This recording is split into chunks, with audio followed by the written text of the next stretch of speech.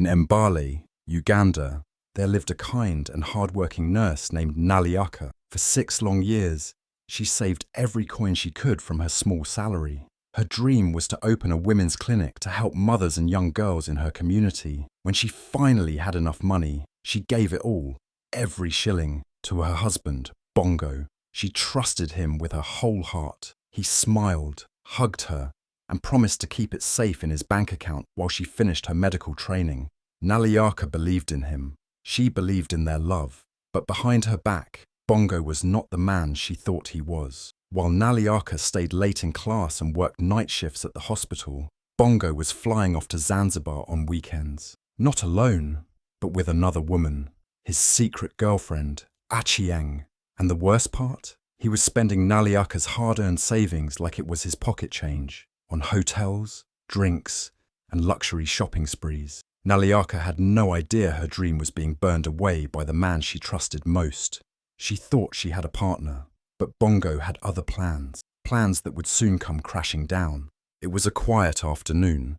Naliaka was sitting in her nursing class, listening to her teacher explain a procedure. Her notebook was open, and she was writing down every word carefully. She had worked so hard to get to this point. Every day felt like a small step closer to her dream, opening a women's clinic to help others like her. Her phone was on silent, tucked in her bag, but suddenly it buzzed.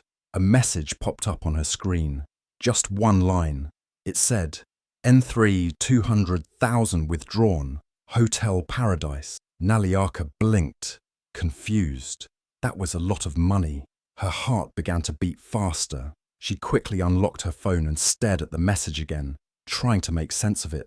The name of the hotel jumped out at her. Hotel Paradise. She had never been there. She had never booked any hotel. And that amount, it wasn't a small mistake. It was more than 3 million naira. It was almost everything she had saved. Her hand began to shake. Her pen dropped to the floor. Her chest felt tight. That was not part of the plan.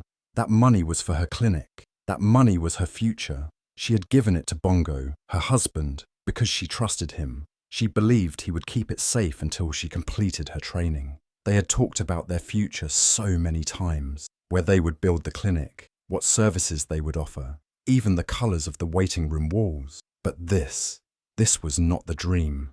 This was a nightmare. She left the classroom without saying a word. Her legs felt weak as she walked out into the corridor, her mind spinning with questions. Could this be a mistake? Maybe it was a bank error. Maybe someone hacked the account. She called Bongo immediately. Her hands were trembling so badly she almost dropped the phone. It rang once, twice, 3 times. Then he picked up. Hello, babe, he said casually as if everything was normal. Bongo, she said, trying to stay calm. Did you withdraw N3.2 million from the account? For Hotel Paradise? There was a pause, just silence. Then he laughed nervously. Ah, it's not what you think, he said. Not what she thought. Her heart dropped. She felt like the ground was opening under her feet. She couldn't believe what she was hearing. She didn't even ask more questions. She hung up. She knew. Deep inside, she knew. Bongo had spent her savings, and not for anything they had planned together. No, he had spent it at a hotel, a luxury hotel, a hotel where couples go to enjoy themselves, but not with her. She sat down on a bench outside the building, staring at her phone screen. Her fingers scrolled through the bank messages. More withdrawals, dinners, spa bills, shopping. It wasn't just one night. It had been going on for weeks, maybe months, all paid with her money, all while she stayed up late studying, working long hospital shifts, eating cheap food to save every shilling. Her chest ached, not just from the money, but from the betrayal. This wasn't just about losing cash. It was losing trust, losing love, losing the person she thought she could count on. She remembered how Bongo used to hug her and say, "One day we'll have our own clinic, my love." He looked her in the eyes when he said that. He kissed her forehead. How could he lie so easily? How could he smile at her while planning weekends with another woman?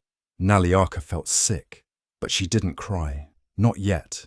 She couldn't. The pain was too heavy for tears. That night, she didn't sleep. She sat at the edge of her bed, staring at the wall. The numbers kept repeating in her mind. N3200,000. She thought of all the nights she had skipped meals to save more, all the clothes she didn't buy, the friends' parties she didn't attend, the times she said no to small joys just to keep saving. And now, in one swipe, it was all gone. The next day, she couldn't even look at Bongo when he came home. He acted like nothing had happened. He smiled and asked, "How was class?" As if he hadn't just stolen everything from her, as if he didn't destroy their future. Naliaka didn't answer. She just walked past him, quietly, and sat down with her notebook. But inside her, something had changed. A wall had broken. The soft, trusting Naliaka was gone. A new fire had started burning. She didn't scream. She didn't fight. But her silence was louder than words. She started collecting everything. Bank statements, screenshots, texts, proof. She even remembered voice notes she had ignored before. Him laughing with friends. Careless words about how easy it is to fool a woman who loves too much. She saved it all. She wasn't sure yet what she would do. But one thing was clear. She would not let this go. She would not let her dream end here. And most of all, she would not let Bongo get away with betrayal dressed as love. It was a bright Sunday afternoon, and Naliaka was walking alone through Bugalobi. The sun was shining, but inside her, everything still felt dark. It had only been a few days since she discovered what Bongo had done. Her savings, her years of sacrifice, her dream, all spent behind her back. And now, she was trying to clear her mind, to breathe, to think about what to do next. She didn't plan to see anyone. She just wanted peace. But as she passed by a popular lounge, the sound of loud laughter caught her attention. She turned her head slightly and froze. There, sitting with a group of friends, was a woman she recognized instantly. Achiang. The same Achiang she had seen once in a photo on Bongo's phone. The photo he had claimed was just an old friend. But Naliaka knew better now. This was the woman Bongo had been sneaking away with. The woman he had spent her money on. The woman for whom he had turned their shared future into a secret holiday. And there she was, laughing loudly, glass in hand, dressed in a bright red dress like she owned the world. But what stopped Naliaka cold was not just her laugh. It was the purse, a small Gucci handbag, cream white with gold chains. Naliaka recognized it immediately, not because it was expensive, but because it was personal. Months ago, while scrolling through her phone on a break at work, she had bookmarked that exact same bag. She had dreamed of owning it one day, maybe as a reward after opening her clinic. She had even shown it to Bongo, smiling shyly, and he had said, "One day, my love, you deserve 10 of those." And now, that dream was swinging from Achiang's arm like a trophy. Naliaka didn't stop walking. She didn't cause a scene. She didn't even look long enough for Achiang to notice her. But inside, something sharp broke, a quiet snap, like glass cracking beneath the surface. It wasn't just the money. It wasn't even the betrayal anymore. It was the disrespect, the insult, the laughter, the handbag, the way Achiang laughed like she had won something, like Naliaka was the fool. That walk past the lounge lasted only seconds, but in Naliaka's heart, a whole storm was rising. She remembered every shift she had worked in pain, every night she had eaten plain food just to save more, every wedding invitation she had skipped to avoid spending money on a dress, every single thing she had sacrificed for that clinic. And now her sacrifice was being laughed over, clinked in champagne glasses, and flaunted in designer labels. She didn't say a word to anyone that day. She went home, locked her door, and sat still for a long time, but not from shock anymore. This time, she was thinking, planning. A new kind of energy filled her chest. Not sadness, not weakness, but fire. Pure, quiet fire. The kind that comes when someone has taken everything from you, and you realize now you have nothing more to lose. She stood up and opened her drawer. Inside were papers, receipts, her notebook, and her laptop. She laid them all out on the table. For the next few hours, she worked in silence. She was no longer just Naliaka the nurse. She was Naliaka the fighter. She looked at every bank notification again. She created folders, she printed screenshots, she saved voice notes, she replayed old conversations in her head, now understanding what they truly meant. She remembered Bongo joking once on the phone, "Ah, if this woman ever finds out, I'm finished." He laughed. She laughed with him, not knowing he was talking about her. But now she did, and the joke was over. Her heart didn't hurt the same way anymore. It was no longer about hoping Bongo would explain, or come back, or apologize. It was about something bigger now: justice, truth, and reclaiming her voice.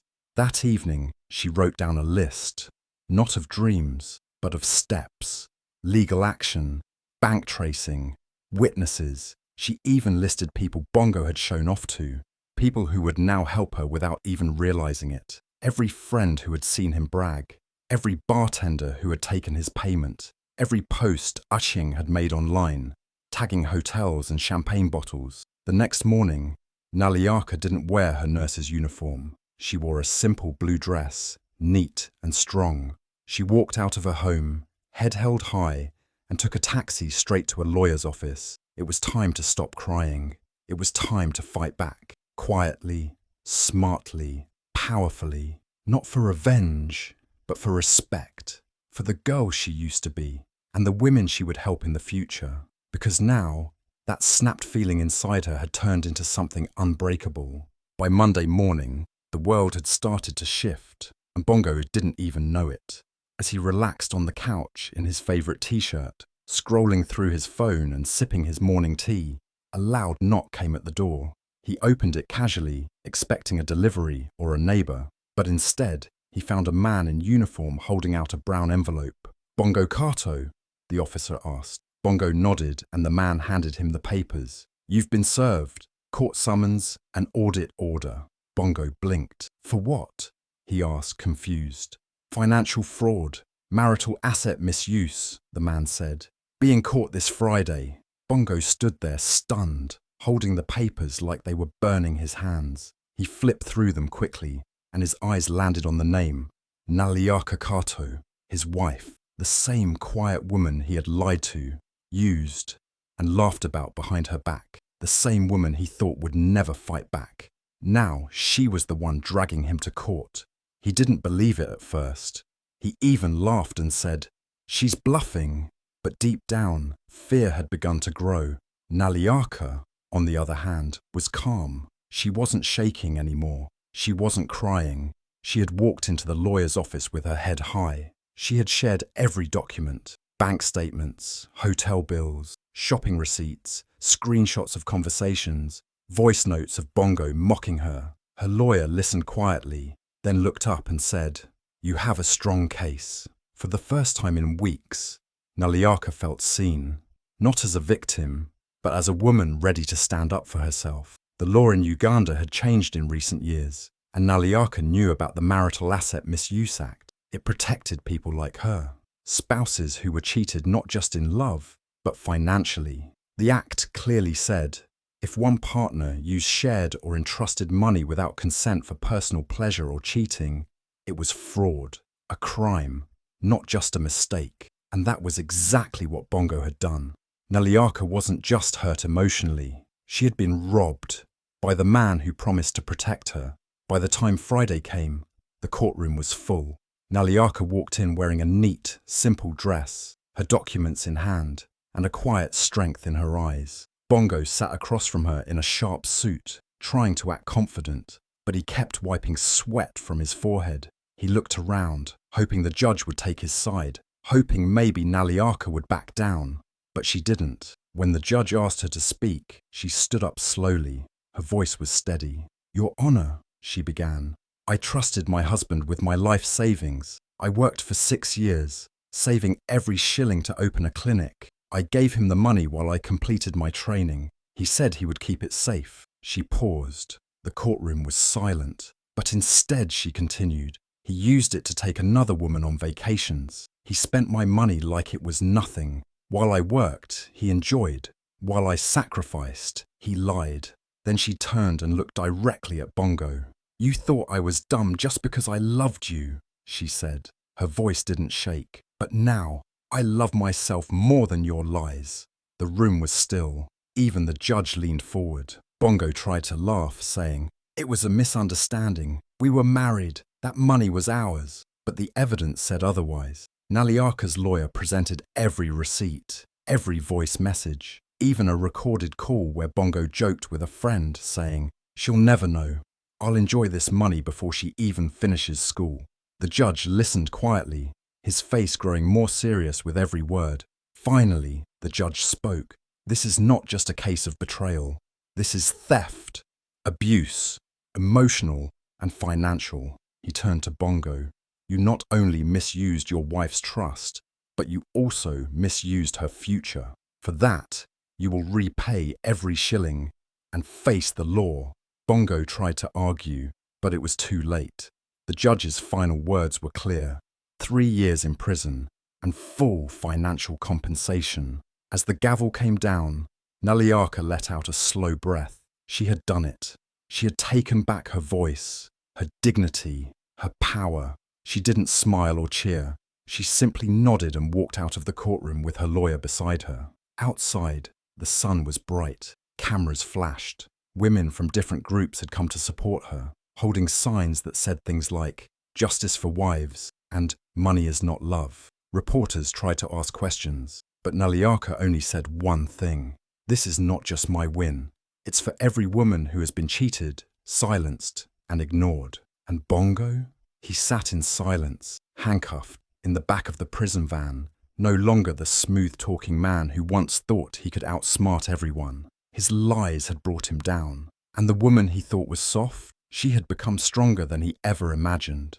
The courtroom was packed that day. People had heard whispers about a woman in Mbale who took her cheating husband to court, not just for cheating, but for stealing her life savings. Friends, strangers, journalists, and women from all walks of life came to watch. The air was thick with tension. Everyone waited to see what would happen. Naliaka sat calmly on her bench, dressed in a navy blue dress, her hands folded neatly on her lap. She wasn't there for revenge. She was there for justice, for her years of sacrifice, for the dreams that were almost destroyed, for the truth. Across from her, Bongo looked nervous. His usual confidence was gone. He kept shifting in his seat, trying to smile at the judge, at the crowd, at anyone who might think he was still in control. But the files stacked on the lawyer's desk said otherwise. Naliaka's lawyer stood up, slow and steady, and began to present the evidence. First came the bank statements, clear proof of huge withdrawals made from Bongo's account just days after Naliaka transferred her savings. Then came the hotel bills, luxury resorts in Zanzibar, weekend stays at Hotel Paradise, dinners at expensive restaurants. The names matched the dates. The transactions were clear, and none of them were for Naliaka. Then the room went quiet as the lawyer pulled out the phone and played the voice notes. There was Bongo's voice, laughing with Ashiang. He said, "This woman is busy dreaming of a clinic while I'm burning her money like firewood." Another clip played. "She thinks I'm saving it, but by the time she finishes school the account will be empty. Let her dream." His voice was full of laughter, full of mockery.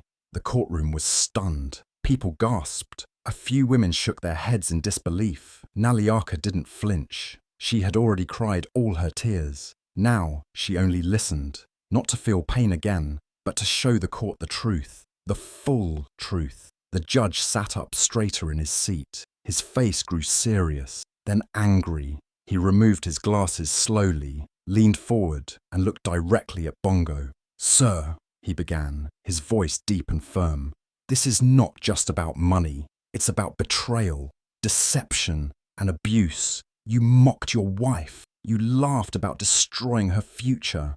You used her love as a cover to steal her sacrifice. And you felt no shame." The entire courtroom held its breath. The judge continued, "Not only will you repay every single shilling, down to the last coin, you will also face 3 years in prison for emotional and financial abuse." Bongo's mouth fell open. "Your Honor, please." He tried to speak, but the judge raised his hand. "Enough. The law protects those who are weak only because they love too deeply. This woman came to you in trust. You turned her trust into your playground. You must now face the cost. Bongo looked around, panicking. No one would meet his eyes, not even Achieng, who had disappeared days ago when she heard about the court case. The money was gone. The parties were over. The friends who had once laughed with him were now silent. Naliaka sat still. Her eyes stayed on the judge. She didn't gloat. She didn't smile. But her heart felt light. This was the moment she had waited for. Not to destroy Bongo, but to rebuild herself. To show that women who are quiet are not weak. That love is not permission for misuse. That silence does not mean surrender. Outside the courtroom, people gathered. Women clapped. Some wiped tears from their eyes. Others hugged her. "You spoke for all of us," one woman whispered. "You did what many of us are too scared to do." Cameras flashed. Reporters asked for interviews. But Naliaka simply said, "I didn't fight for revenge. I fought for my dream, and for every woman who gave up too much in silence." As Bongo was taken away in handcuffs, wearing a dull jumpsuit, the difference between him and Naliaka was clear. He had power once, and wasted it. She had pain, and turned it into strength. His voice had once laughed at her.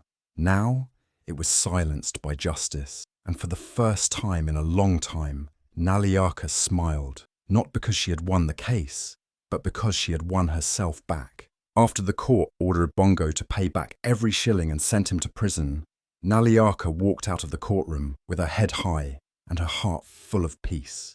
But she didn't just stop at justice for herself. With the refunded money and extra compensation from the case, she did something powerful. Naliaka used it to start the Naliaka Women's Legal Fund, a support group and legal help centre for wives who had been cheated, silenced or financially abused by their husbands. It was her way of turning pain into purpose and heartbreak into healing. Word spread fast. Outside the courtroom, cameras rolled as a crowd of women chanted her name. Some had tears in their eyes. Others held signs that read, "We stand with Naliaka." She wasn't just a nurse anymore. She had become a symbol of strength, a hero to many. Meanwhile, Bongo's life had flipped. He was no longer the smooth, laughing man who stole her dreams. He was now wearing a faded, yellow prison jumpsuit, head down, being loaded into a van. And Achieng, the girlfriend who once flaunted luxury bags and laughed at Naliaka, disappeared the moment the money dried up. No one had seen her since. But Naliaka, she had only just begun.